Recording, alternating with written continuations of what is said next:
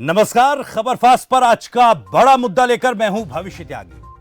कश्मीरी पंडितों के जेनोसाइड पर बनी फिल्म कश्मीर फाइल्स अब महज टैक्स फ्री करने या ना करने की राजनीति की परिधि से बाहर आ गई है। लेकिन इस परिधि से बाहर आने का मतलब यह नहीं कि इस फिल्म के चलते राजनीति में लगी चिंगारी बुझ गई है। अब यह चिंगारी सियासी आग बन रही है।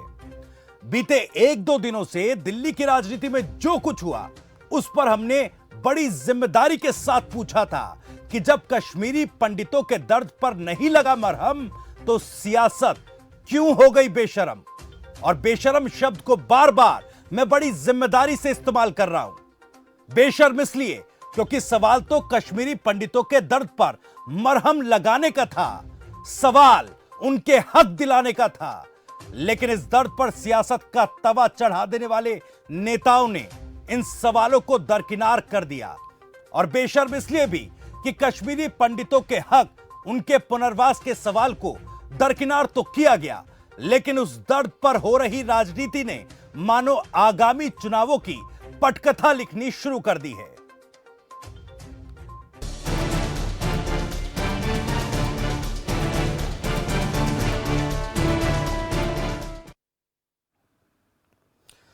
तो चलिए सबसे पहले दो तस्वीरें देखिए। दो तस्वीरें आपको दिखाते हैं। इन दो तस्वीरों से आपको पूरी सियासत का हाल समझाएंगे। पहली तस्वीर 28 मार्च की है, जब दिल्ली बीजेपी अध्यक्ष आदेश गुप्ता के अभद्र बयान और कश्मीर फाइल्स पर हो रही राजनीति में लगी आग के बाद आम आदमी पार्टी और बीजेपी के कार्यकर्ता प्रदर्शन करते हुए आपस में भिड़ गए। वही दूसरी तस्वीर आज की है, जहां भारतीय जनता युवा मोर्चा के कार्यकर्ता प्रदर्शन करते हुए दिल्ली के सीएम अरविंद केजरीवाल के आवास पर पहुंचे। वहां सीसीटीवी कैमरों को तोड़ा गया, बूम बैरिकेटिंग को भी तोड़ दिया गया। और इसके बाद ये देखिए तस्वीर, आप देखिए सबसे पहले दो तस्वीरें 28 मार्च की तस्वीरें, जब बीजेपी कार्य और आम आदमी पार्टी के कार्यकर्ता आमने सामने आ गए, झड़प हुई, पुलिस को दोनों ही पार्टियों के कार्यकर्ताओं को पीछे हटाना पड़ा। वहीं ये आज की तस्वीरें, जब दिल्ली के मुख्यमंत्री अरविंद केजरीवाल के आवास पर कथित तौर पर हमला किया गया। तोड़फोड़ की तस्वीरें हम आपको दिखा रहे हैं। तो भारतीय जनता युवा मोर्चा के प्रदर्शन और इस तोड़फोड़ पर आम आदमी पार्टी ने बीजेपी पर पंजाब चुनाव की बौखलाहट के चलते अरविंद केजरीवाल की हत्या की कोशिश का आरोप लगाया है। पंजाब में आम आदमी पार्टी की प्रचंड जीत और भारतीय जनता पार्टी को मिली 0 सीट के बाद बीजेपी इस हरकत पे उतर आई है कि अब अरविंद केजरीवाल जी की हत्या करवाना चाहती है। वो अरविंद केजरीवाल जी को मारना चाहती है। आज पुलिस की मौजूदगी में, पुलिस के साथ भारतीय जनता पार्टी के गुंडे मुख्यमंत्री जी अरविंद केजरीवाल जी के घर पे पहुंचाए गए। उनका सीसीटीवी तोड़े गए, उनके घर के, उनके बूम बैरियर तोड़े गए, सिक्योरिटी के बूम बैरियर तोड़े गए उनके घर के, और सब कुछ पुलिस की मौजूदगी में हुआ, भारतीय जनता पार्टी के गुंडों ने किया जाके। आज मैं बीजेपी को कहना चाहता हूं कि अरविंद केजरीवाल जी को हाथ लगाने की कोशिश मत करो। इस तरह से हमला करके उनकी हत्या करवाने की साजिश करोगे, ये देश बर्दाश्त नहीं करेगा। आज भारतीय जनता पार्टी ने जिस तरह से जानलेवा हमला किया है, जानबूझ के पुलिस लेके गई वहां पर बूम बैरियर के पास में, गुंडों को लेके गई, उनके सीसीटीवी कैमरे तोड़वाए गए, उनके घर के बूम बैरियर तोड़वाए गए। जो मैंने पहले कहा, फिर से दोहरा रहा हूं कि पंजाब में हार की वजह से पंजाब में 0 सीट मिली है भारतीय जनता पार्टी को, और पंजाब में आम आदमी पार्टी की प्रचंड जीत हुई है। उससे पूरी तरह से बौखला गई है भारतीय जनता पार्टी। तो वही इन आरोपों के बाद भारतीय जनता युवा मोर्चा के अध्यक्ष तेजस्वी सूर्या भी मीडिया के सामने आए और इस तोड़फोड़ पर सफाई नहीं दी। उन्होंने आम आदमी पार्टी पर हिंदू विरोधी और भारत विरोधी होने का आरोप मढ़ दिया। साथ ही कश्मीरी पंडितों के अपमान पर बिना शर्त माफी मांगने की बात कही। कश्मीर में हिंदुओं के नरसंहार को झूठा कह के, नरसंहार को, जिनोसाइड को व्हाइट वॉश करने का इनका जो प्रयास है, इसको भारतीय जनता युवा मोर्चा घोर निंदा करते हैं। साथ ही साथ देश भर में युवा मोर्चा के कार्यकर्ता ये भारत विरोधी नीतियों को अनकंडीशनल अपॉलॉजी हम मांगते हैं और जब तक अरविंद केजरीवाल जी समस्त हिंदू समाज के अनकंडीशनल अपॉलॉजी नहीं मांगते हैं तब तक युवा मोर्चा के आंदोलन और प्रदर्शन जारी रहेगा। अरविंद केजरीवाल और आम आदमी पार्टी हमेशा से ही भारत विरोधी और हिंदू विरोधी नीतियां अनुसार कर रहे हैं। राम मंदिर के ऊपर मजा करना, हिंदू देवताओं के ऊपर मजाक उड़ाना,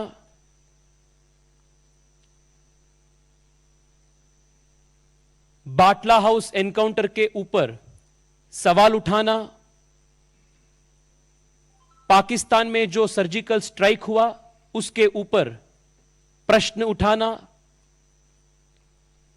ऐसे भारत विरोधी और हिंदू विरोधी नीतियां हमेशा से ही आम आदमी पार्टी का रणतंत्र बन चुका है। Arvind Kejriwal is an incorrigible and a blatant liar. Arvind Kejriwal is a habitual offender when it comes to placing his petty politics and his political interests over and above the interests of the nation. तो Kashmiri files film release होने के बाद कश्मीरी पंडितों के दर्द पर मरहम लगाने की बात शुरू हुई, एक किस्सा शुरू हुआ। लेकिन अब इस किस्से पर सियासी कहानी गढ़ी जा रही है। सियासत का, राजनीति का तवा अब इस पर चढ़ चुका है और यह तवा किसने चढ़ाया है, इसी पर हम चर्चा करेंगे। किस राजनीतिक दल की सियासी रोटियां कश्मीरी पंडितों के दर्द पर सेकी जाएंगी, यही है आज का मुद्दा। इस मुद्दे पर चर्चा करने के लिए कुछ खास मेहमान हमारे साथ जुड़ रहे हैं।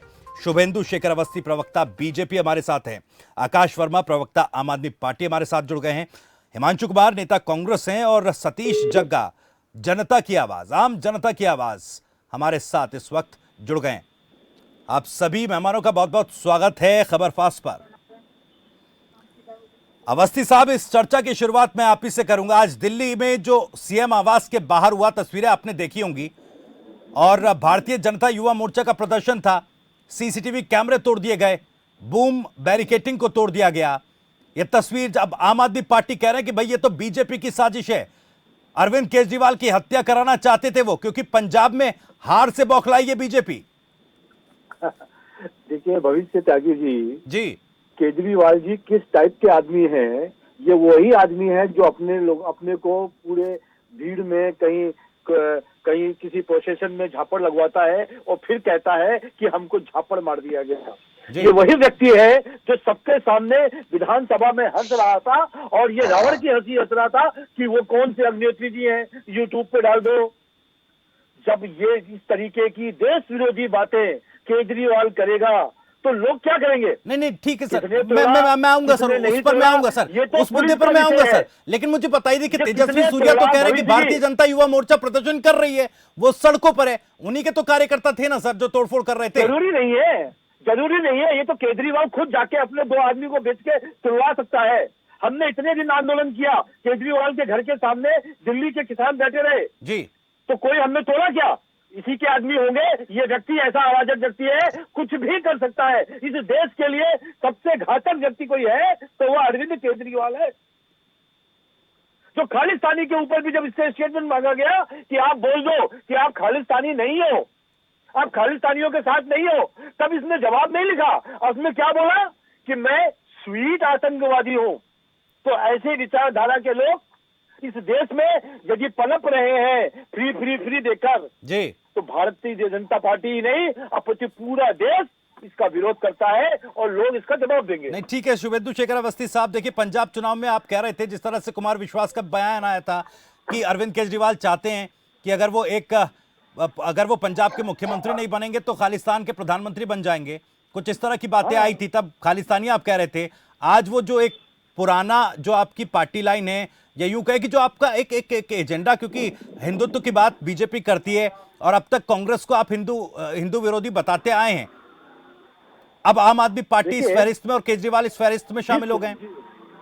जिस पार्टी को जी 2005 में फोर्ड फाउंडेशन ने बिना उनके एनजीओ को रजिस्टर्ड हुए 25 लाख रुपए ट्रांसफर किया था जी, और जिसको इसने कह दिया था कि हमने पैसा नहीं लिया है, और बाद में जब पता चला और जब तो उसने कहा हाँ मेरे पास पैसा आया था। फोर्ड फाउंडेशन किस लिए फेमस है? फोर्ड फाउंडेशन इसीलिए फेमस है कि सीआईए के द्वारा इस तरीके की देश को डिसेबल करने के लिए होता है, और उसमें केजरीवाल का हाथ था।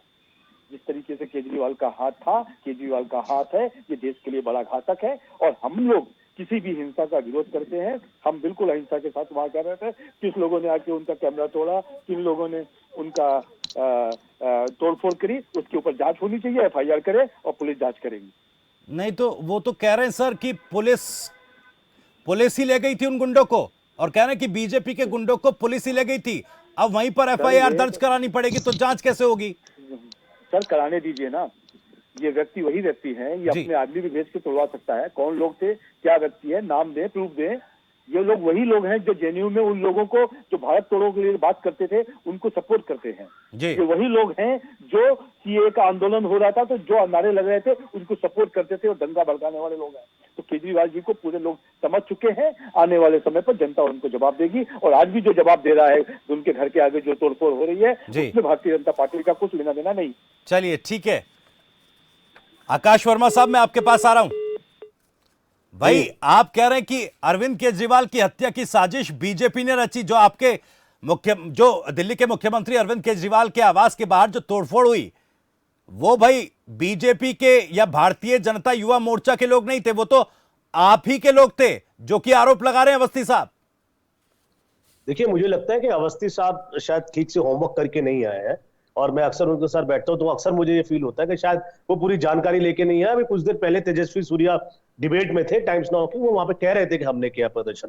खैर मैं उनकी बात पर नहीं जाता, उनको मैं करेक्शन करने के इच्छुक नहीं हूं मैं। देखिए जैसा कि आपने भी सुना कि पंजाब में जो एक करारी हार मिली भाजपा को, भाजपा अरविंद केजरीवाल के खिलाफ, आम आदमी पार्टी के खिलाफ पंजाब में लड़ी, वो वहां हारी। दिल्ली में 3 बार आकाश वर्मा जी मैं बीच में इंटरप्ट करना चाहूंगा आपको, माफी के साथ में इंटरप्ट कर रहा हूं। ये जो मसला पूरा शुरू हुआ था, ये कश्मीर फाइल्स, ये फिल्म आई, टैक्स फ्री कई राज्यों ने किया, केजरीवाल साहब ने इसे टैक्स फ्री दिल्ली में नहीं किया, उसके बाद से आदेश गुप्ता जी का बयान, उसके बाद से चिंगारी धीरे धीरे हवा के साथ साथ आग में तब्दील होती गई, और अब पंजाब ये कैसे पहुंच रहा है पूरा मामला?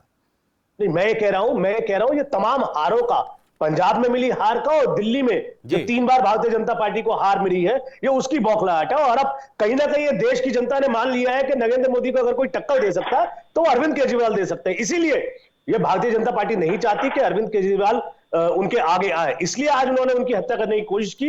और अक्सर चाहे आप कुछ दिन पहले के आदेश गुप्ता जी के बयान सुनिए, उन्होंने कितनी गंदी गंदी गालियां दी। क्या यह शोभा देता है किसी प्रदेश अध्यक्ष को? इतनी बड़ी पार्टी अपने आप को कहते हैं, क्या यह शोभा देता है? आज जो भारतीय जनता पार्टी के गुंडों ने किया, क्या वो ठीक था? क्योंकि ये जानते हैं कि अरविंद केजरीवाल हमेशा चैन और अमन की बात करता है, शांति की बात करता है। और इनका इतिहास उठा के देख लीजिए, आज से कई साल पहले एक और आदमी था जो शांति की बात करता था, जिनका नाम महात्मा गांधी, जो हमारे राष्ट्रपिता थे, उनकी भी इन्होंने हत्या कराई थी इसी तरह से। इनका तो इतिहास ही, ये गोडसे के वंशज है, गोडसे को पूछते हैं, गांधी के हत्यारे हैं ये लोग। और ये लोग कतई बर्दाश्त नहीं करते कि हिंदुस्तान में कोई भी आदमी, कोई भी नेता हिंदू मुसलमान भाईचारे की बात करे, अमन और शांति की बात करे। अरविंद केजरीवाल कर रहे हैं, देश की जनता अरविंद केजरीवाल का साथ दे रही है, इसी की बौखलाहट है पूरी भारतीय जनता पार्टी को। ये गांधी के हत्यारे हैं और अब ये अरविंद केजरीवाल की हत्या करना चाहते हैं। नहीं ठीक है सर, देखिए मैं फिर से पीछे जाऊंगा, थोड़ा सा मैं फिर से जाऊंगा कश्मीर फाइल्स पर। दिल्ली में उसे टैक्स फ्री नहीं किया गया, ये पूरा जो विवाद की जड़ थी, ये पूरी जो एक सियासत एक उबाल मार रही है अब इस वक्त, ये शुरुआत तो इसकी वहीं से हुई। अब बीजेपी अगर कह रही है कि आपने कश्मीरी पंडितों के दर्द को और ज्यादा उस पर नमक छिड़क दिया और पूरे हिंदू समाज का अगर अपमान इसे न समझा जाए तो क्या समझा जाए सर? देखिए, मैं कश्मीरी पंडित पे भी आ रहा हूं, लेकिन मैं आपसे एक सवाल करना चाहता हूं। आप इतने जिम्मेदार पत्रकार हैं, क्या अगर टैक्स फ्री नहीं की है किसी मुख्यमंत्री ने, तो क्या उसके घर पे अटैक किया जाएगा? वहां पे उनके बूढ़े बाबा रहते हैं, उस घर में उनके छोटे बच्चे रहते हैं। किस तरह से आपने देखा पुलिस के साथ मिलकर, और वो पुलिस के बैरिकेड नहीं तोड़े गए थे, जो सीएम के घर के बाहर बूम बैरिकेडिंग होती है, जो सिक्योरिटी होती है, सीसीटीवी कैमरा होते हैं, उनको तोड़ा गया। तो ये अपने आप में गंभीर है। आज दिल्ली की जनता पूरी सोच रही है, दिल्ली की जनता एक सवाल कर रही है कि जब हमारे मुख्यमंत्री सुरक्षित नहीं है अमित शाह की पुलिस में, तो एक आम जनता का क्या होगा? और ये बात करें कश्मीरी पंडितों की, अरे क्या खाक इन्होंने किया? 370 हटाई, इन्होंने क्या किया? 370 हटाने के बाद कितने कश्मीरी पंडितों को उनकी जगह पे बसा दिया इन लोगों ने। मैं आपको ये बात याद दिलाना चाहता हूं, जब कश्मीरी पंडितों पे कश्मीर में अत्याचार हो रहे थे तो 1990 में वीपी सिंह जी के साथ भाजपा की सरकार थी, अटल बिहारी वाजपेयी जी वहां केंद्र मंत्री थे, और जगमोहन जी जो वहां के लेफ्टिनेंट गवर्नर थे कश्मीर के उस दौरान, वो भाजपा के ही नेता है। तब इन्होंने क्यों नहीं की? इन्होंने जानबूझ के, हर पूरा देश जानता है कि दंगे कराने का जो नीति रही है वो किसकी रही है। इन्होंने तब भी कश्मीरी पंडितों को अपने राजनीतिक फायदे के लिए इस्तेमाल किया था, और देखिए आज इतने सालों बाद भी भाजपा उन्हीं कश्मीरी पंडितों का इस्तेमाल कर रही है अपने राजनीतिक फायदे के लिए। एक भी कश्मीरी पंडित आप बता दीजिए, एक भी कश्मीरी पंडित जिसकी भाजपा ने इतने सर, आप तो बता रहे थे उसमें मदद की हो। अरविंद केजरीवाल तो बता रहे थे ना कि देखिए किस तरह से माइग्रेंट जो टीचर्स थे, कश्मीरी टीचर्स थे, उनको हमने रेगुलर किया, उसके लिए हमने पहल की। लेकिन अब ये पूरा मामला पंजाब स्पिन कर रहे हैं आप, ये किस लिए कर रहे हैं? नहीं, हम पंजाब स्पिन नहीं कर रहे हैं। मैं आपको ये कह रहा हूं कि दिल्ली और पंजाब में मिली, दिल्ली और पंजाब, मैं दोनों जोड़ रहा हूं, दिल्ली और पंजाब में मिली हार की बौखलाहट है, और अरविंद केजरीवाल की बढ़ती लोकप्रियता की बौखलाहट है। आज आम आदमी पार्टी को मोदी के विपक्ष में देखा जा रहा है, मोदी जी के भाजपा के विपक्ष में देखा जा रहा है। यही इनसे बर्दाश्त नहीं हो रहा है कि 10 साल पुरानी पार्टी आज हम लोगों के आगे कैसे खड़ी हुई है। बिल्कुल आप ठीक बात कह रहे हैं सर। मेरा सवाल समझिए ना, मेरा सवाल यह है कि जब आप कह रहे हैं, देखिए पूरा विवाद कश्मीरी पंडितों के दर्द, उस पर बनी फिल्म कश्मीर फाइल्स, और उस पर जब आप कह रहे हैं कि भाई हमने कश्मीरी माइग्रेंट टीचर्स के लिए काम किया है, वहीं से कहीं ना कहीं ये पूरी जो सियासी जो चिंगारी है वो हवा लेकर आग में तब्दील हो रही है ना। तो आप जब वो कह रहे हैं, बीजेपी जब ये बात कह रही है कि आप टैक्स फ्री ना करके फिल्म को हिंदुओं का अपमान कर रहे हैं, तो आप कहिए देखिए हमने टैक्स फ्री नहीं किया है लेकिन हमने एक काम किया है, आप उस पर स्टिक क्यों नहीं है? नहीं, हमने ये कहा था, आपको याद होगा सौरभ भारद्वाज और आतिशी ने, जो कि हमारी पार्टी के वरिष्ठ नेता है, उन्होंने प्रेस कॉन्फ्रेंस करके ये बताया था कि देखिए हमने पक्का करने के लिए कहा था, लेकिन और ये जो राकेश टिकू जी हैं, जो शिक्षकों का रिप्रेजेंटेशन कर रहे थे हाई कोर्ट में, उनकी भी, आपके चैनल ने भी उनकी बाइट चलाई थी, परसों की ये बाइट है, उन्होंने भी बताया कि अरविंद केजरीवाल की सरकार ने कोशिश करी, लेकिन एलजी साहब जो कि सेंट्रल गवर्नमेंट के बिठा हुआ, उन्होंने हाई कोर्ट में उसको चैलेंज किया था। हाई कोर्ट का डिसीजन इनके फेवर में आया था कश्मीरी पंडितों टीचर्स के, उन्होंने चैलेंज किया था, सोशल मीडिया पे झूठी रिपोर्ट गिरवा रहे थे उनकी। ये लेकिन ये एक असली पेपर है, ये उनका लेटर है जिसमें कश्मीरी जो माइग्रेंट टीचर्स है उन्होंने कहा है, ये उनके साइन है, ये आप लोग, आपके चैनल ने भी इसको दिखाया था, ये असली रिपोर्ट है। वो खुद कह रहे हैं, उनके वकील कह रहे हैं कि एलजी साहब ने हाई कोर्ट के फैसले को चैलेंज किया। एलजी दिल्ली में कौन है?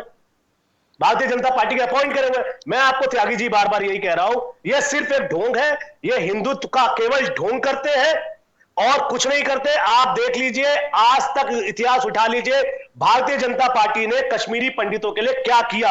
एक भी कश्मीरी पंडित मुझे बता दीजिए जिसके लिए भारतीय जनता पार्टी ने कुछ किया। चलिए ठीक है, क्योंकि देखिए कल तक मुझे जहां लगता है कि इस पूरे मुद्दे पर जो चर्चाएं हो रही थी, जो बहस हो रही थी, वो कहीं ना कहीं कश्मीरी पंडितों तक, उनके हक, उनके हुकूक तक टिकी हुई थी, उस पर बात हो रही थी। आज इस पूरी चर्चा ने थोड़ा सा स्पिन किया, इस पूरे मुद्दे ने थोड़ा स्पिन किया।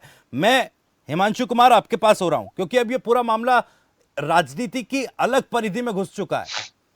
देखिए, अब पंजाब में आम आदमी पार्टी की जीत के बाद क्या बीजेपी को यह लगने लगा है कि अब कांग्रेस नहीं, आम आदमी पार्टी उनकी प्रतिद्वंदी होगी आगामी चुनावों में? इसलिए अब तक जो हिंदू विरोधी वाली पॉलिटिक्स थी, जो कि कांग्रेस के खिलाफ इस्तेमाल होती थी, आज वो कहीं ना कहीं आम आदमी पार्टी के खिलाफ हो रही है। तो आप तो सर रेस से आउट होते दिख रहे हैं।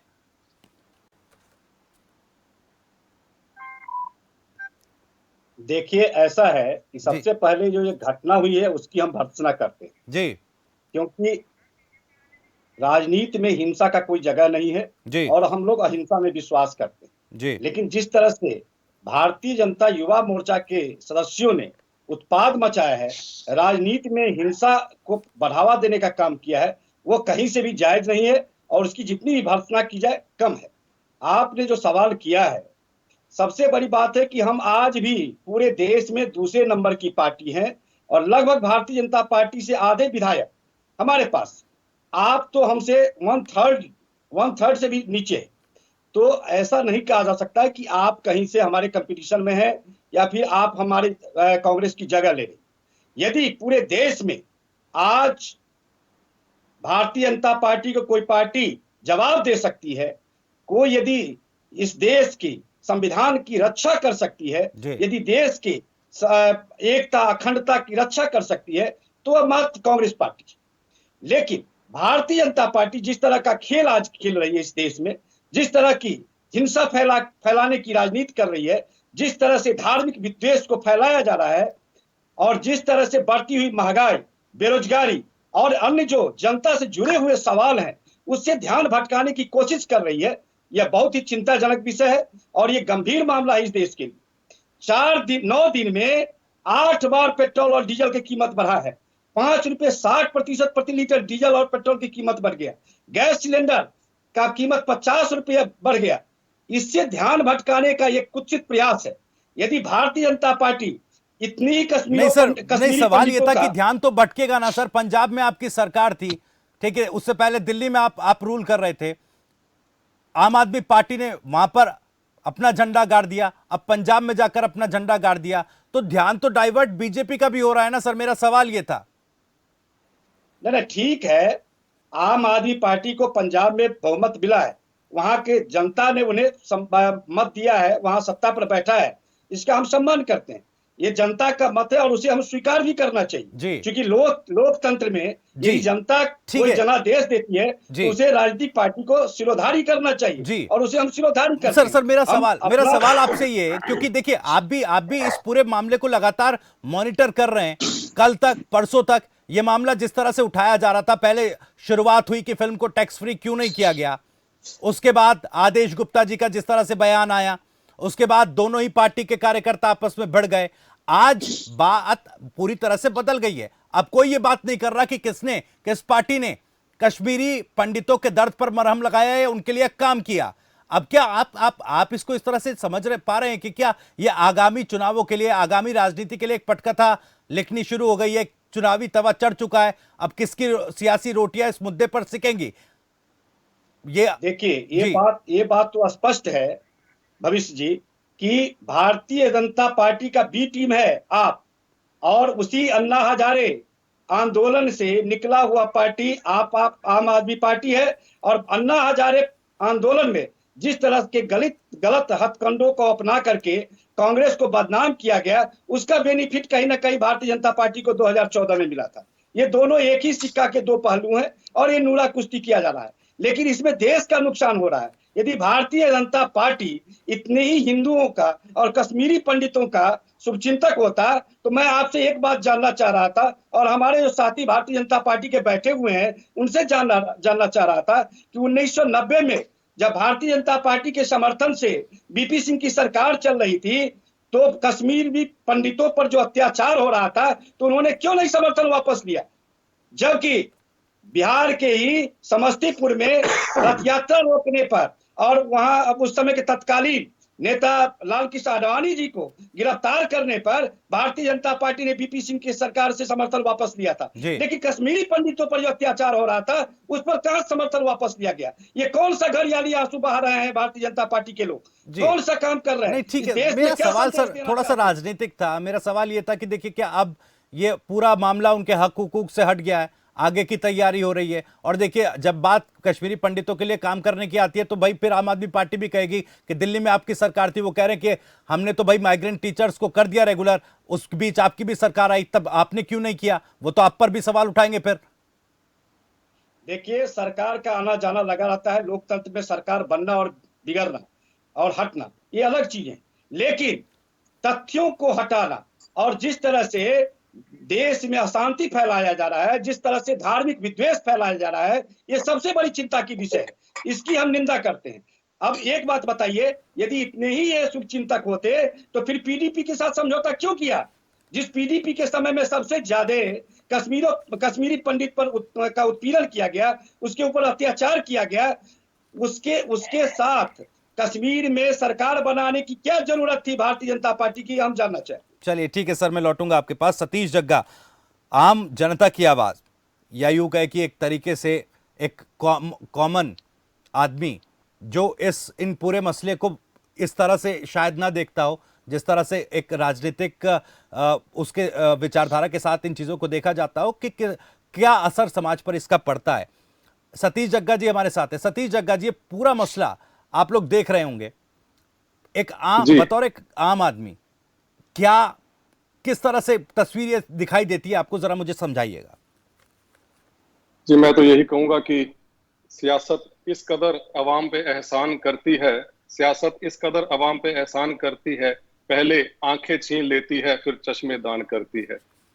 ये जो राजनेता हैं ये सबसे बड़े अभिनेता हैं, और ये जो राजनीतिक दल हैं ये सबसे बड़े आज निदेशक बने हुए हैं, डायरेक्टर बने हुए हैं जी। ऐसी पटकथा लिखते हैं, ऐसा अभिनय करते हैं कि जो जनता के असली मुद्दे हैं, बेरोजगारी है, नशा है, ठप होता व्यापार है, त्राहिमाम करती जनता है, मूलभूत सुविधाएं मिल नहीं रही, वो सब कहीं ना कहीं गौण हो जाते हैं।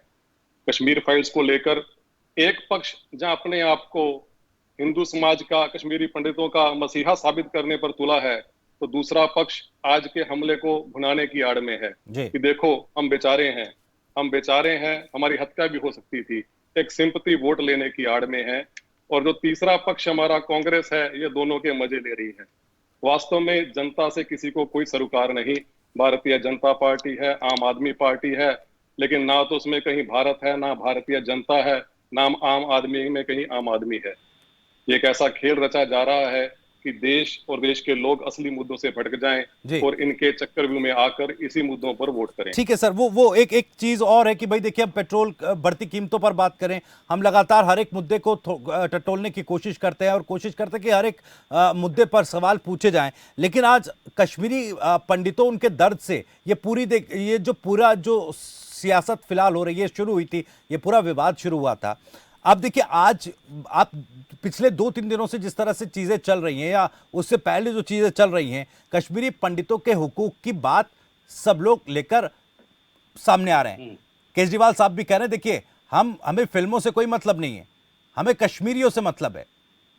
भारतीय जनता पार्टी भी ये बात कह रही है कि भाई हम उनके हक की बात कर रहे हैं।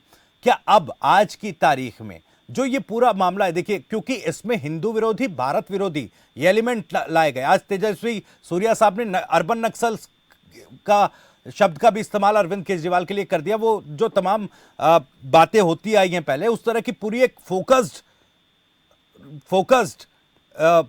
जो राजनीति है कि यूं कहें कि एक दूसरे के खिलाफ वो शुरू हो गई है। तो ये क्या तस्वीर ये इस तरह की दिखाई देती है कि पूरी तैयारी आगामी चुनावों को लेकर हो रही है और इनमें नेक टू नेक फाइट इस मुद्दे पर अब होगी? जी बिल्कुल, ये जो राजनीतिक दल हैं ये ऐसे ही किसी मुद्दे को लेकर समाज में उतरते हैं, देश में उतरते हैं अपनी तैयारी के साथ।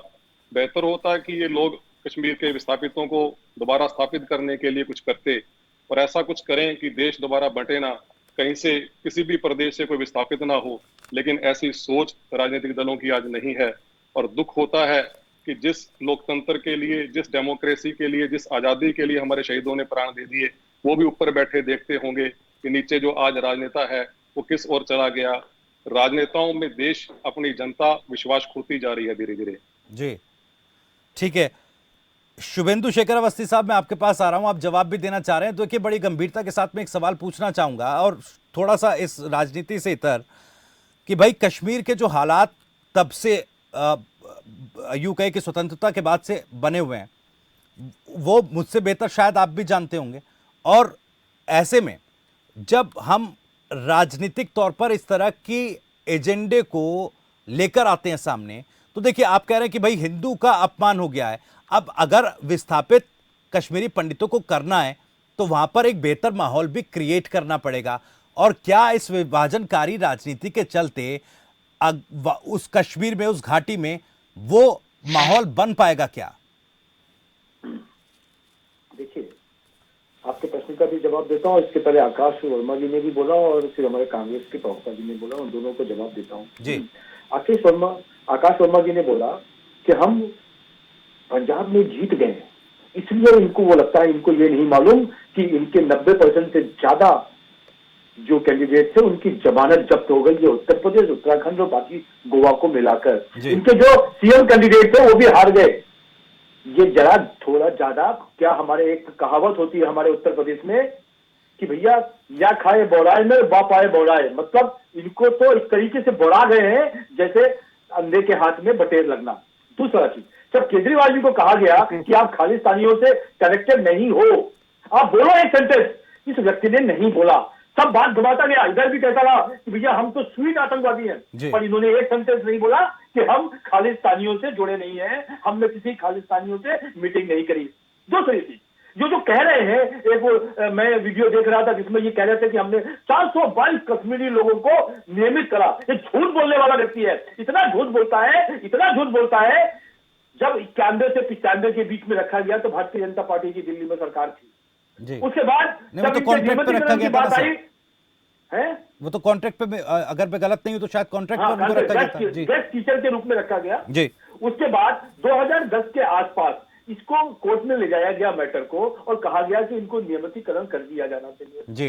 यही वो व्यक्ति है जिसने हाई कोर्ट में इसके अगेंस्ट सबके बोला कि भैया इनको नियमितीकरण नहीं होना चाहिए, और जब हाई कोर्ट ने ऑर्डर किया कि भैया इनको नियमितीकरण करो, नहीं सर देखिए जहां तक सर मेरी जानकारी है, अवस्थी साहब, जहां तक मेरी जानकारी है, दिल्ली सरकार ने हाईकोर्ट में अंडरटेकिंग दिया कि हम हम करेंगे। बयान सुन लीजिए ना, जी, जो उनके जो बयान तो सुन लीजिए मेरा, सुप्रीम कोर्ट में भी गए, और जब सुप्रीम कोर्ट ने इनकी याचिका को नहीं माना, दिल्ली सरकार के पास है क्या? इनको इन्होंने गेस्ट टीचर को ओके करने के लिए बोला। इसलिए पब्लिकली जो ये बोल रहे हैं, एक नंबर का झूठ बोलते हैं। नहीं, कल ठीक है, मैं आपको इंटरप्ट करूंगा, एक सवाल पूछूंगा, क्योंकि कल आम आदमी पार्टी के जो विधायक हैं, जो नेता हैं, आतिशी और सौरभ भारद्वाज जी, वो आए, उन्होंने पूछा भाई ये पिंकी आनंद कौन है, हालांकि उन्होंने बताया भी, तो मुझे इस पर जवाब दीजिएगा कि जो सुप्रीम कोर्ट में वो केस लड़ रही थी। मैं बिल्कुल वही जवाब दे रहा। सुप्रीम कोर्ट ने इन्होंने अपोज किया, और अभी जो आपने मेरे से क्वेश्चन पूछा कि कश्मीर में ऐसी स्थिति कैसे बनाई जाए, तो कश्मीर में ऐसी स्थिति बनाने के लिए हमने धारा 370 हटाई, 35 हटाया। अब माहौल वहां पे बनना चालू हुआ, वहां पे विकास का कार्य चालू हुआ, जो बहुत सालों तक हम लोग मांग करते रहे कांग्रेस के साथ कि इसको कर देना चाहिए। तो कांग्रेस के अपने इंटरेस्ट थे, वो नहीं चाहते थे कि धारा 370 और 35 हटे वहां पर। हमने पहला काम किया, जब हमारी दोबारा सरकार बनी, पहला काम किया कि हमने 370 हटाया। अब वहां माहौल बन रहा है, और हम कश्मीरी लोगों के लिए वहां पर दोबारा पर जैसे ही स्थान ठीक हो जाएगा, जैसे ही वहां पे जो एक अनबैलेंस था, हमने वहां के अंदर लद्दाख को भी अलग किया, और वो स्थिति जैसे बन रही है, मेरे को लगता है बहुत जल्द कश्मीरी पंडित वहां पे स्थापित होंगे। और ये जितने लोग हैं, केजरीवाल ऐसे लोग जिन्होंने देश को धोखा देके, आप इनकी कोई भी स्टेटमेंट दीजिए, कभी 10 लाख लोगों को इन्होंने जॉब दिया, कभी 12 लाख लोगों को दिया, और अभी सदन में बोल रहे थे 1,86,000 लोगों को जॉब दिया। इतने झूठे हैं, और जब इनका झूठ पकड़ा जाता है तब ये तिहाड़ ले जाते हैं और वहां से माफी भी मांगते हैं, तब छूट के आते हैं। तो ये आदत है इनकी आदतों में रहेगी। दूसरा चीज जो है, हमारे लोगों को, हिंदुओं को इन्होंने जिस तरीके से कश्मीर पिक्चर पर, दुनिया चांद की आंख, खाली कोई ऐसी पिक्चर नहीं है जिसके ऊपर इन्होंने टैक्स फ्री कर दिया। आज यदि किसी भावनाओं को लेकर कोई एक ऐतिहासिक पिक्चर बनी है, उस पर इनको वो हो रहा है। इसीलिए ये केजरीवाल जो है, ये अपने मन से नहीं कहते, इनके ऊपर और उनके पीछे एक बहुत बड़ी सोच है जो केजरीवाल को सामने करके करती है। वो चाहे फोर फाउंडेशन है, चाहे कोई और हो सकती है, देश को तोड़ने वाली हो सकती है। और ये जनता के सामने जिस तरीके से हंसे थे और इनकी राखी बिरला हंस रही थी, लोगों ने इनका रावण हंसी देखी है, और मैं मानता हूं कि आने वाले समय को जवाब देगा। चलिए, आकाश वर्मा जी फिलहाल भी मुस्कुरा रहे हैं और जवाब देना चाह रहे हैं। ठीक है, आकाश वर्मा जी। नहीं सर, मैं बड़ी इज्जत करता हूं सर की, मैं बहुत, हमारे सीनियर है, तो मैं बहुत इज्जत करता हूं, बहस की बात अलग है। लेकिन मैं ये कह रहा था कि देखिए, सर ने कहा कि 370 हटाई, तो देखिए 370 हटाने के बाद भी इन्होंने क्या किया। ये कह रहा हूं भाजपा का विकास है जो अभी 8 सालों में आया नहीं, ऐसे ही ये कश्मीरी पंडितों का भी विकास चल रहा है जो शायद कभी आएगा नहीं, केवल उनके नाम पे हर बार वोट मांगेंगे। जैसे पहले मंदिर के नाम पर मांगते थे, धर्म के नाम पर मांगते थे, अब इन्होंने नया एक बढ़िया पिक्चर बना दी है, ठीक है, जिसके पोस्टर सब भाजपा के नेता लगाए घूम रहे हैं, एक बढ़िया पिक्चर बना दी है। अब उस पिक्चर के थ्रू सोच रहे हैं कि जितना कैश कर लिया जाए उतना कैश है, लेकिन आज का मुद्दा आज बात कश्मीर की नहीं है। नहीं सर, मैं रोक रहा हूं, मैं आज बात कश्मीर की नहीं है, आज सवाल है, आज तो ये सवाल है सर कि दिल्ली के मुख्यमंत्री के बाहर जो आज हुआ वो हो कैसे गया? दिल्ली की जनता आपको दे सकते हो टैक्स फ्री, तो इसको क्यों नहीं? का एक लफंगा अपने 4 लफंगों को लेके दिल्ली के मुख्यमंत्री के बाहर घर के बाहर चला जाता है और वहां पर तोड़फोड़ करता है। औकात क्या थी तेजस्वी सूर्या की? पुलिस तो देख रही थी, पुलिस को ऐसे लफंगों को जूते लगाने चाहिए और जेल में डालना चाहिए, तभी इनके हौसले परस्त होंगे। जेल तो और उसको डालिए जेल के अंदर। कैसे चुने हुए मुख्यमंत्री के घर के बाहर वो तोड़फोड़ कर सकते हैं अपने लफंगों के साथ? लफंगाई करनी है तो दिल्ली से बाहर जाके कीजिए। बहुत सारी सरकारों में दिल्ली और पंजाब में चलने नहीं देंगे, बता रहे हैं सर आपको। सर सुनिए, स्विमिंग पूल में थे, 25 करोड़ रुपए लगाया उन्होंने अपने घर के स्विमिंग पूल में, वो वहां नहा रहे थे, वहां तक कोई गया नहीं। अरे भाई 25 करोड़ का स्विमिंग पूल कैसे बनता है? कैसे आम आदमी हो सकता है वो? जो 25 करोड़ का स्विमिंग पूल लगाता है वो कैसे आम आदमी हो सकता है? हमको समझाओ, गुंडे चले गए, हमको समझाओ, सूर्या हमको समझाओ। 25 करोड़ रुपए का, 25 करोड़ रुपए का आप हमको समझाइए। 25 करोड़ रुपए का काम करके आए आकाश जी, आकाश जी आपको इतना अमित शाह आप ये बता दो खाली 25 करोड़ रुपए का व्यक्ति, 25 करोड़ रुपए का स्विमिंग पूल बनाने वाला व्यक्ति अपने घर पे आम आदमी कैसे हो सकता है? ठीक है अवस्थी साहब, जवाब दे दो यार। अवस्थी साहब एक चीज और है, अवस्थी साहब देखिए, जो आकाश वर्मा जी जो बार बार बात उठा रहे हैं, देखिए पंजाब में चुनावों से पहले कैंपेनिंग के दौरान जब प्रधानमंत्री पहुंचे थे वहां पर जो सिक्योरिटी लैप्स हुआ उस पर बड़ा विवाद हुआ था और हमने भी सवाल पूछे थे कि भाई पंजाब पुलिस क्यों सुरक्षा नहीं दे पाई। अब देखिए दिल्ली के चुने हुए मुख्यमंत्री के घर के बाहर और वो स्टेट जो कि देश की राजधानी है, इस तरह की घटना होना, इसको कम से कम कंडेम तो करना चाहिए था। और देखिए आज मैंने पूरी प्रेस कॉन्फ्रेंस, आज मैंने तेजस्वी सूर्या की पूरी प्रेस कॉन्फ्रेंस सुनी, ठीक है वो ताबड़तोड़ हमले कर रहे थे आम आदमी पार्टी पर, लेकिन एक बार भी उन्होंने ये नहीं कहा कि भाई ये जो घटना हुई है ये शर्मनाक है या ये नहीं होनी चाहिए थी। सर आप सुनिए, कल महेंद्र गोयल ने क्या स्टेटमेंट दिया कि इन भाजपा वालों को गला काट देना चाहिए। ये क्या जवाब है? और ये विधानसभा के अंदर जवाब दिया गया है। और मैं यही कहना चाह रहा हूं कि यदि किसी ने सीसीटीवी तोड़ा है या कोई बैरिकेड तोड़ा है तो ये हमला उनकी जान पे नहीं है, और जिन्होंने किया है उन पर एक्शन होना चाहिए। पर ये वही व्यक्ति है जो अपने ऊपर झापड़ मरवा के लोगों को दिखाता है कि मैं कितना निरीह हूं जी। तो ये इसकी आदत है। और ये चूंकि इसने देखा कि पूरे दिल्ली उबल पड़ा, पूरा हिंदू समाज इसके अगेंस्ट हो गया, तो इन्होंने सोचा कि इसको भी हम भुना लें, इसको भी हम एक तरीके से सियासी चाल चल ले कि हम पर हमला हो गया, हम मरने वाले हैं। अरे साहब सीसीटीवी कैमरा यदि युवा मोर्चा काम कर रहा है, यदि वो चाहता तो अंदर तक पहुंच जाता, वो गेट पे ही खड़े रहे। मजाक बना रहे हैं आप आकाश वर्मा जी और केजरीवाल जी यहाँ पर। यदि सीसीटीवी कैमरा खाली टूटा है तो आप ये कहते हैं कि उनकी जान जा रही थी? किस तरीके की मजाक बुलाते हैं आप लोग? ठीक है, जवाब दीजिएगा आकाश वर्मा जी। और मेरा एक सवाल, जैसे मैंने कहा कि तेजस्वी सूर्या की पूरी प्रेस कॉन्फ्रेंस मैंने सुनी, इस घटना को लेकर सीसीटीवी फुटेज, सीसीटीवी कैमरे वहां तोड़े गए, बूम बैरिकेटिंग, वो जो बैरिकेड था उसको तोड़ा गया, उस पर उन्होंने कोई बात अपनी नहीं रखी, ना ही कोई मसला उसमें सिर्फ हिंदुओं का और भारत विरोधी होने के आरोप आप पर लगा दिए गए, अर्बन नक्सल कह दिया गया। इसी तरह पूरी प्रेस कॉन्फ्रेंस मैंने मनीष सिसोदिया साहब की सुनी, सौरभ भारद्वाज की भी सुनी, वो एक इंटरव्यू हमने उनका लिया, कहीं से कहीं तक पूरी प्रेस कॉन्फ्रेंस में या पूरे इंटरव्यू में आम आदमी पार्टी की तरफ से भी इस मसले पर नहीं वापस लौटा गया। कश्मीरी पंडितों के पंजाब में हार जीत का मसला आपका फोकस रहा है, ऐसा क्यों है सर? ये स्पिन क्यों है? मेरा फिर से सवाल आपसे है।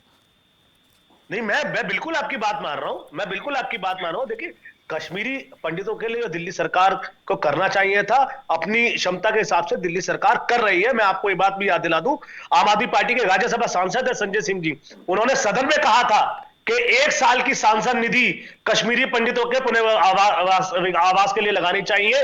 एक भी भाजपा का सांसद उसके साथ खड़ा नहीं हुआ था, मैं आपको बता दूं।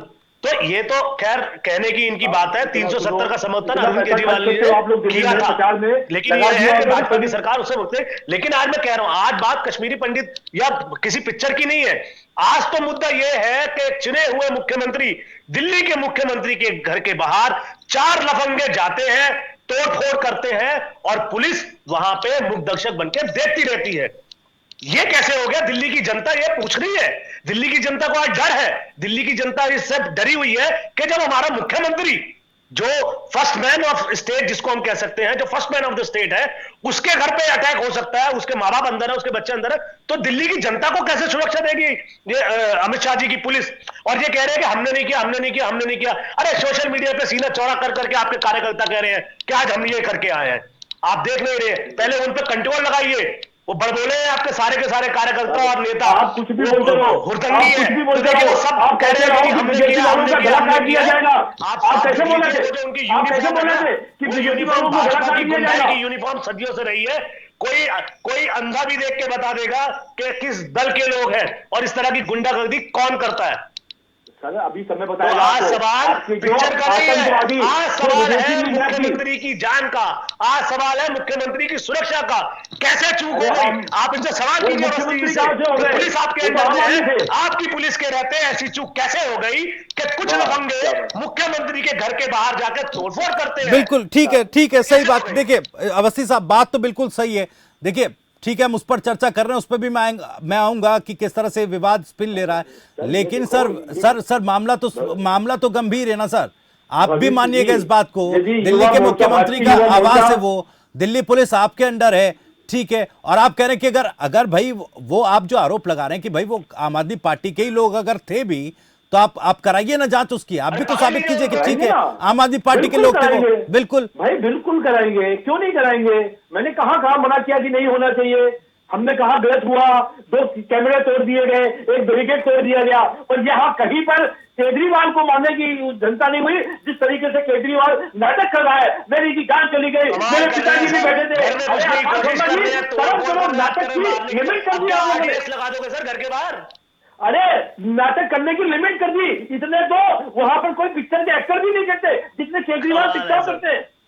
नहीं सर, मैं ये कहना चाह रहा हूं कि ये 2 सीसीटीवी तोड़ने से उनकी जांच चली गई। अरे साहब, नाटकबाजी बंद करो दिल्ली वालों के सामने। मुख्यमंत्री के घर के बाहर सीसीटीवी कैमरा तोड़ दिया गया, उनके गेट पे चढ़ने की कोशिश की गई, वहां पे रंगा गया, बैरिकेड को तोड़ दिया गया। आप मेरे कौन सा पार्ट टूट गया? मैं यही तो कह रहा हूं सर, अब क्या RDX लगा दोगे मुख्यमंत्री के घर के बाहर? बात सुनिए, और क्या कमी रहती थी? हेडक्वार्टर के आगे आम आदमी पार्टी के लोगों ने, बीजेपी के हेडक्वार्टर के सामने आम आदमी पार्टी ने धरना किया था आज से 10-15 दिन पहले। आपने कौन से सीसीटीवी कैमरा तोड़ दिए थे सर? आपने किसने की नहीं तोड़ी? हमने कोई कहा कि आपने मोदी जी को मारने की कोशिश करी, आपने नड्डा जी के मारने की कोशिश करी? अरे साहब, जब जाता है, पुल पे फंसे रहे थे, उनकी नानी याद आ गई थी, उसके बाद आके बोले कि मैं जिंदा बच के आ गया हूं, मैं मर जाता, ये हो जाता, वो हो जाता।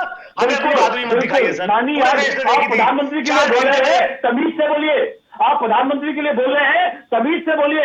नानी याद नहीं आई, नानी याद को याद दिलाई जाएगी। आप कर रहे थे, नानी तो केजरीवाल जी को याद आ रही थी जब राम मंदिर बन रहा था। हो गई थी तो बिल्कुल गलत मत बोलिए। प्रधानमंत्री के लिए गलत वर्ड नहीं बोलेंगे। सुरक्षा की चूक हुई और माफी मांगी। मैं थोड़ी बोल रहा हूँ। अरे और क्या, आप शब्द कैसे यूज कर रहे हो केजरीवाल की तरह कि नानी याद आ गई? क्या मजाक बना रखा है आपने चैनल के ऊपर? आकाश वर्मा जी, आपको बात करने की तमीज आनी चाहिए। कमाल है सर, आप किसी के घर पे हमला कर दो और आप हमें यहाँ बैठ के सभ्यता सिखा रहे हैं। वाह सर वाह, ऐसी सभ्यता सर आप ही को मुबारक हो। जब चूक हुई, प्रधानमंत्री की सुरक्षा के ऊपर चूक हुई सर वाह, तो उसके ऊपर विषय उठाया गया। आप बोले नानी याद आ गई, प्रधानमंत्री की नानी को याद करो, मजाक बना रखा है आपने। आपको कहते कि आपकी नानी याद आ गई तो आपको बुरा लग जाएगा, आपको नहीं ठीक है सर। एक सवाल देखिए बड़ा गंभीर है। प्रधानमंत्री की सुरक्षा में लैप्स हुआ, जांच की बात भी हुई, क्या जांच पूरी हुई क्या वो? क्योंकि मेरी जानकारी में तो सर नहीं है। अगर मेरी जानकारी थोड़ी अधूरी है तो थोड़ा पूरा कर दीजिएगा, चाहे तो अवस्थी साहब आप हो या वर्मा साहब आप हो। नहीं ठीक है, मेरी जानकारी भी दुरुस्त करिएगा सर। मैं बड़ी अदब से आपसे पूछ रहा हूं कि भाई क्या वो जांच पूरी अभी हो पाई है? अगर हो पाया तो कौन उसमें कल्प्रिट है, क्या किस तरह से उसमें लैप्स हुआ, जरा हमें भी उस पर थोड़ा रोशनी डालिएगा। और जब अब बात सीएम अरविंद केजरीवाल की सिक्योरिटी का लैप्स का मामला है, तो क्या यह जांच पूरी होगी अवस्थी साहब? देखिए, 2 चीजें हैं। प्रधानमंत्री की जांच में जब उनका कारवां चला जी तो वहां की जो सिक्योरिटी सर्विसेज थी उनकी जो ढील थी और उन्होंने ओके किया कि पूरा रास्ता क्लियर है। उसके बाद वो रास्ता क्लियर नहीं हुआ। उसके ऊपर उनमें जो लॉ एंड ऑर्डर डीजी थे और बहुत सारे लोगों को ट्रांसफर भी किया उस समय की सरकार, कांग्रेस की सरकार ने, और चूक को माना और सॉरी बोला। यहाँ पर एक दूसरी घटना हो रही है जिसके लिए ये कह रहे हैं कि प्रधानमंत्री, जिसके लिए आप सोचिए जब वो इजराइल से वहां गए थे तो इजराइल की 5 विमान आगे पीछे चल रहे थे कि कहीं ये इनके ऊपर दिक्कत ना हो, वही व्यक्ति के ऊपर ये कह रहे हैं कि नानी याद आ गई। तो ये तो इनके आकाश वर्मा के सेंटेंसेस हैं जी, प्रवक्ता आम आदमी पार्टी के। तो कितना कुत्सित विचारधारा से ये लोग हैं। नहीं बिल्कुल ठीक है सर, आप बात ठीक कह रहे हैं सर, आप बिल्कुल बात ठीक कह रहे हैं, मैं भी सहमत नहीं हूँ आकाश वर्मा साहब से, मैं भी सहमत नहीं हूँ सर। भाषा की मर्यादा का बिल्कुल ध्यान रखना चाहिए सर। कल भी मैं सवाल तो सर ये पूछ रहा था ना अवस्थी साहब, कल भी मैं ये सवाल पूछ रहा था लेकिन आपकी तरफ से भी जवाब नहीं मिल रहा था। आम आदमी पार्टी भी ठीक है इस पर गोलमोली बात कर रही थी। आदेश वर्मा साहब का जो आदेश गुप्ता साहब का जो बयान आया उस पर मैं पूछ रहा था बार बार सवाल, लेकिन फिर से वही बात कि भाई हिंदुओं का अपमान या इस तरह की बातें, ना कि कश्मीरी पंडितों के दर्द पर उनके लिए क्या काम हुआ, सारी चीजें डाइवर्ट हो रही थी। मैं आज उसी पर आपके चैनल के ऊपर कह रहा हूँ जी, भविष्य जी, आज मैं आपके चैनल पे कह रहा हूँ जी कि किसी ने भी कोई भी गलत बात कही, चाहे वो आदेश जी कहे या कोई मैं कहूं या कोई भी भारतीय जनता पार्टी का कोई प्रवक्ता कहे या कोई नेता कहे, किसी को भी अभद्र कहने के लिए स्वतंत्र नहीं है वो जी। अभद्र व्यवहार क्यों कहना? हम आपके चैनल पे बैठे हैं, डिस्कशन कर रहे हैं। चलिए ठीक है सर, आप मान रहे हैं इस बात को और आप बड़ा दिल करके इस बात को मान रहे हैं। और देखिए देखिए हमारे पास अथॉरिटी वो नहीं है, क्योंकि कुछ टेलीविजन ब्रॉडकास्ट के कुछ नियम होते हैं सर। हम उस बाइट को या यूं कहीं उस क्लिपिंग को नहीं चला सकते, उस तरह की भाषा का इस्तेमाल हम नहीं कर सकते। लेकिन सोशल मीडिया पर सर मैंने वो देखी क्लिपिंग, वो जो भाषा का इस्तेमाल किया गया सर। देखिए एक सबसे बड़ी पार्टी या यूं कहे कि भाई भारतीय जनता पार्टी कितनी प्रतिष्ठित पार्टी है, उसके एक प्रदेश के अध्यक्ष अगर इस तरह की भाषा का इस्तेमाल करते हैं और आप भी ये मान रहे हैं, तो क्या उन पर कार्रवाई नहीं होनी चाहिए सर? अनुशासनात्मक कार्रवाई होनी चाहिए। मैंने कई नेताओं ने किया है सर, इनको छोटे शब्द से आपत्ति और खुद गाली दे देंगे माइक पर, सोशल मीडिया पर। आप सुनिए मेरी बात। जी मैं अवस्थी साहब पूछा जी तो मैं जवाब दे रहा हूं। जी बिल्कुल सर। मैं आपके चैनल पे हमेशा आता हूं, बड़े बिंदास तरीके से बोलता हूं। यदि हमारी कहीं गलती होती है तो मैं मानता हूं, और मैंने यदि हमारे पार्टी और हमारी पार्टी ने किसी व्यक्ति को गलत बोला है तो आपके चैनल पर मैं सॉरी बोलने वाला हूँ पार्टी की ओर से, पहला चीज। दूसरी चीज मैं ये कह रहा हूँ कि जब विधानसभा में महेंद्र गोयल ने ये कहा कि भाजपा वालों का गला काट देना चाहिए, तब क्यों नहीं विरोध किया उन्होंने? विधानसभा के अंदर बोला है, नोटेड है ये कि गला काट देना चाहिए। ये क्या सिखाएंगे लोगों को? ये लड़ना नहीं सिखा रहे जी। विधानसभा के अंदर बोला है, नोटेड है कि भाजपा वालों के गले काट देने चाहिए। ये हिंसा को बढ़ाने वाले लोग हैं। दूसरी चीज मैं कह रहा हूं, आज भी सबसे पहला मैंने कहा कि जिन्होंने सीसीटीवी तोड़ा हो, जिन्होंने बैरिकेड तोड़ा हो, उनके ऊपर एक्शन लिया जाए, चाहे वो भारतीय जनता पार्टी के हो, चाहे आम आदमी पार्टी के भेजे हुए गुंडे हो जी। जब हम ये कह रहे हैं और हम अपनी बातों को बड़ी सरलता से रख रहे हैं, उस समय पर ये कहते हैं कि मोदी जी को उनकी नानी याद आ गई। अरे साहब, किसको आप समझाना चाहते हो? देश का प्रधानमंत्री है। जब दूसरे देश में आज जब यूक्रेन और रशिया के अंदर युद्ध को रोककर, जिन्होंने दोनों लोगों ने युद्ध को रोका और 8 घंटे के अंदर हम लोगों को निकाल के लाए कवालीद से, तो इसके लिए भी आपको ऐसे शब्द, आकाश जी अभी आपका ऐसा स्तर नहीं हो गया जो आप ये कहो कि प्रधानमंत्री की नानी याद आ गई। गलत बात तो गलत बात है, गलत बात तो गलत बात है। सबने सुना है। अरे सर सुनिए तो, और आप चाहे मोदी जी के सामने चुनाव लड़ना चाहते, अरे आप तो रहने दीजिए सर भाषा की। चलिए ठीक है सर, अपनी डिबेट की क्लिप दिखा दूंगा, आप मुझे वापस लौट रहे हैं सर अपने मुद्दे पर। थोड़ा सा सर वापस लौटते हैं। मैं एक बार हिमांशु कुमार साहब के पास जा रहा हूँ, बहुत देर से सिर्फ सुन ही रहे हैं सर। ठीक है सर, एक सेकंड सर, एक बार वापस जाता हूं क्योंकि काफी देर से हिमांशु कुमार साहब और सती। चलिए ठीक है, आप मुझे बस समझाइए, आपके यहाँ के अध्यक्ष गाली बकते हैं, बग्गा गाली बकते हैं। मैंने तो केवल ये कहा कि उनको नानी याद आ गई। अपनी सभ्यता में हूं, इसलिए ज्यादा नहीं बोला हूं।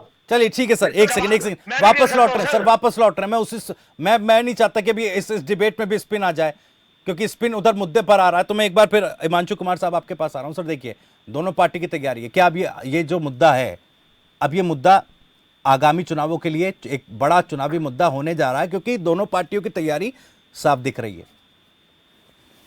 देखिए, चुनाव आता है जाता है, जी लेकिन यह देश रहना चाहिए और देश का लोकतंत्र रहना चाहिए। लेकिन जिस तरह की नूरा कुश्ती आम आदमी पार्टी के लोग और भारतीय जनता पार्टी आज यहाँ भी आप देख रहे हैं, जी जिस तरह से दोनों कर रहे हैं, जिस तरह से एक दूसरे के विरोधी दिखने के लिए इतना नूरा कुश्ती किया जा रहा है, वो बहुत ही चिंताजनक है। जी आज केजरीवाल जी के ऊपर हमला हुआ, ये भी एक बहुत बड़ा चिंता का विषय है और इसकी भी हम वार्ता पहले भी कर चुके हैं और अभी भी करते हैं। जी कश्मीरी पंडितों से यदि भारतीय जनता पार्टी के लोगों की इतनी ही सहानुभूति थी, इतने ही कश्मीरी पंडितों के ये लोग रहनुमा थे, तो उस समय में कहाँ बैठे हुए थे जब उनके ऊपर अत्याचार हो रहा था, जब ये सत्ता में समर्थन देकर के बैठे हुए थे। स्वर्गीय राजीव गांधी, हमारे पूर्व प्रधानमंत्री, सिर्फ वही एक शख्स थे जिन्होंने संसद में खड़ा होकर के इस पर चिंता जाहिर किया था और इसी भारतीय जनता पार्टी के समर्थन से सरकार चल रही थी। तो ये भारतीय जनता पार्टी के लोग क्यों छुपा रहे हैं? आज कश्मीरी फाइल्स पर जिस तरह का चीज दिखाया गया है, कैसे सेंसर बोर्ड इसको पारित किया, क्यों इससे देश में हिंसा फैलने की आशंका है कि नहीं? क्या हिंदू और मुस्लिम के बीच तनाव पैदा हो सकता है कि नहीं? आप धार्मिक उन्माद पैदा हो सकता है कि नहीं? या देश के लिए हितकर है या हितकर है? इसका जवाब कौन देगा? नहीं, आप ये बात कह रहे हैं सर, केजरीवाल साहब तो कह रहे हैं कि उसको यूट्यूब पर डालकर दिखा दो, वो तो कह रहे हैं और इजी अवेल कर दो उसको। देखिए, ये तो मैं पहले से ही कह रहा हूं कि ये दोनों ही पार्टियां, चाहे आम आदमी पार्टी हो या भारतीय जनता पार्टी, एक ही सिक्का के दो पहलू हैं। एक ही आंदोलन, केजरीवाल जी के आंदोलन से दोनों की राजनीतिक रोटी सेकी गई है। जी अरविंद केजरीवाल जी की आम आदमी पार्टी का तो वहां से उपज हुआ है और 2014 में अन्ना हजारे आंदोलन से कांग्रेस को बदनाम करके भारतीय जनता पार्टी सत्ता हासिल किया था। ये दोनों एक ही सिक्का के दो पहलू हैं, इसे समझने की जरूरत है। ठीक है सतीश जग्गा साहब, देखिए मैंने सवाल अवस्थी साहब से भी किया था, उन्होंने भी जवाब दिया, अच्छा जवाब दिया, लेकिन बात कश्मीरी पंडितों के पुनर्वास की है और कश्मीरी पंडितों के पुनर्वास में सबसे ज़रूरी पहलू या सबसे ज़रूरी मुद्दा जो है वो ये है कि भाई घाटी में शांति हो और जो सौहार्द का माहौल है ना वो बना रहे। अब जब धारा 370 हटती है तो सोशल मीडिया पर जिस तरह की चीज़ें रोल आउट होती हैं और जब बाकी के फैसले, अगर सीए एनआरसी की बात होती है तो सोशल मीडिया पर जिस तरह से कागज दिखाने और इस तरह की चीजें रोल आउट होती हैं, मजाक उड़ता है, या फिर जब हम आकर यहां पर कहते हैं कश्मीर फाइल्स के बाद जब कहते हैं कि भाई हिंदू का अपमान हो गया या इस तरह की चीजें, जब जो एक डिवाइड क्रिएट करती है, तो क्या इन सब चीजों से आप वहां का माहौल नहीं बिगाड़ रहे हैं? और क्या वो एक चुनौती आप सामने खड़ा दोबारा कर रहे हैं उस लक्ष्य के लिए जिसमें आप पुनर्वास कश्मीरी पंडितों का कर सकते हैं? जी, इतने नकाब हैं इन लोगों के चेहरे पर कि आम जनता समझ नहीं पाती क्या हकीकत है, क्या सियासत है। जी जरूरत तो ये है कि आपस में ये समन्वय स्थापित करें सभी सरकारें, जी और ना केवल कश्मीर में, हर जगह सौहार्द हो, भाईचारा हो, पूरा देश तरक्की करे। संघीय ढांचे में प्रदेश की सरकारों में और देश की सरकारों में एक बेहतर समन्वय होना चाहिए और समन्वय इस कदर होना चाहिए कि देश का हर प्रदेश तरक्की करे, हर प्रदेश में रहने वाला हर नागरिक तरक्की करे, आधारभूत ढांचा हो। लेकिन ये 5वीं की कक्षा की तरह बच्चों की तरह लड़ते हैं आपस में, ये भूल जाते हैं कि इनका आचरण क्या है और बड़ा ही निराशाजनक आचरण इनका जनता में जाता है। पूरे देश के लिए निराशाजनक आचरण है। आज जो घटना हुई है ये ना केवल हमारे देश को, पूरे लोकतंत्र को शर्मसार करने वाली है। बेहतर होगा कि आज की घटना से ही ये सभी पार्टियां सबक लें कि आपस में हम समन्वय स्थापित करें, एक होकर इस देश को तरक्की की राह पर लेके जाएं, पूरे देश में सौहार्द बने, पूरे देश में भाईचारा बढ़े और सारे मिलजुल कर हम तरक्की की ओर चलें। मैं तो आम जनता की ओर से इन लोगों से हाथ जोड़कर यही अपील करता हूं कि लड़े मत, झगड़े मत, आपस में कश्मीर ना बने, उल्टा इस देश को एकजुट करें, एकजुट रखें। चलिए, ये बहुत बड़ी बात आपने कह दी सतीश जग्गा साहब कि आपस में कश्मीर ना बने बल्कि कश्मीर में सौहार्द पैदा करके जो कश्मीरी पंडितों का दर्द है उस दर्द पर मरहम लगाएं, उनका पुनर्वास करें, उनको उनका हक और हुकूक दिलाए। बहुत बहुत शुक्रिया आप सभी मेहमानों का। आज चर्चा में वक्त इतना ही था। शुभेंदु शेखर अवस्थी साहब बहुत बहुत शुक्रिया आपका, आकाश वर्मा जी आपका बहुत बहुत शुक्रिया, हिमांशु कुमार जी आपका भी बहुत बहुत शुक्रिया, सतीश जग्गा साहब आपका भी बहुत बहुत शुक्रिया। तो फिलहाल कश्मीर फाइल्स को टैक्स फ्री किए जाने या न किए जाने का मुद्दा जो सियासत में उठा, उसके बाद से वो चिंगारी अब आग बनती दिखाई दे रही है। मामला अब उस परिधि से बाहर निकलकर सियासी तवे पर चढ़ चुका है। उस तवे पर किसकी रोटियां सिकेंगी, यह आने वाले वक्त में तय होगा। फिलहाल बड़े मुद्दे में इतना ही। नमस्कार।